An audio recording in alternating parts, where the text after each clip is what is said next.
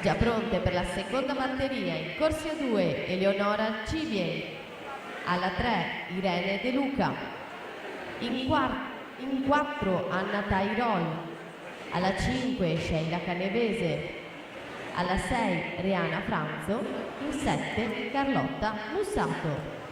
Messi alla finale Alessio Girardin, Alberto Camilotto, Davide Bizzotto, Giovanni Gallina, Filippo De Meneghi, Michele Orru, Alessio Sartoretto e Leonardo Giraudi. Ultimo tempo suo 4:04 e 82. Intanto Martina Pedriva 1:27 e 19.